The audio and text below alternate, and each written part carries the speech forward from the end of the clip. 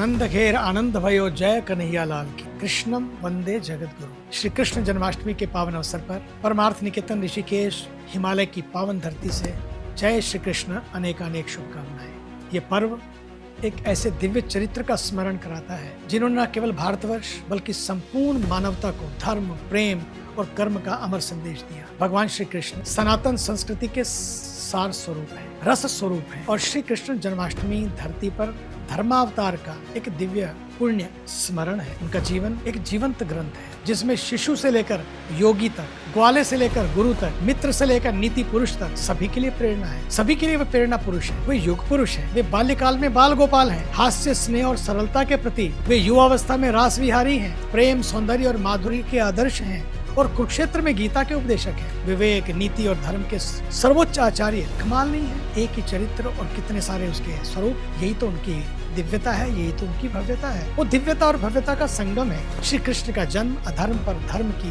विजय का संकल्प है। जब जब धर्म की हानि होती है ना और अधर्म का बोलबाला होता है तब प्रभु ही तो प्रकट होते हैं। परित्राणाय साधूनाम विनाशाय च दुष्कृताम धर्म संस्थापनार्थाय संभवामि युगे युगे। ये केवल श्लोक नहीं बल्कि समय समय पर बदलते समाज में धर्म की स्थापना का संकेत है। आज की दुनिया में जहाँ हिंसा, स्वार्थ, छल और अधार्मिकता के बादल छाए हैं, श्री कृष्ण का संदेश और भी प्रासंगिक हो जाता है। उन्होंने गीता में कहा है, कर्मण्येवाधिकारस्ते मा फलेषु कदाचन। कर्म किए जा, फल की इच्छा मत करे है इंसान, जैसा कर्म करेगा वैसा फल देगा भगवान। ये है गीता का ज्ञान, ये है गीता का ज्ञान। ये उपदेश हमें बताता है कि जीवन में लक्ष्य केवल फल प्राप्त करना नहीं बल्कि कर्तव्य पथ पर अडिग रहना, डटे रहना। उनका रास नृत्य केवल एक सांस्कृतिक आयोजन नहीं बल्कि चेतना की उच्चतम स्थिति है जहाँ व्यक्ति अपने अहंकार से मुक्त होकर भगवत भाव में लीन हो जाता है। सनातन संस्कृति श्री कृष्ण के जीवन में सहज रूप से झलकती है, नृत्य करती है। उनका आचरण वेदांत है, व्यवहार गीता है और उनकी उपस्थिति स्वयं ब्रह्म है। वे ना तो केवल द्वारकाधीश हैं और ना केवल मुरलीधर है, वे विश्वनाथ हैं जिनके लिए समस्त जगत एक लीला है। श्री कृष्ण जी का अवतरण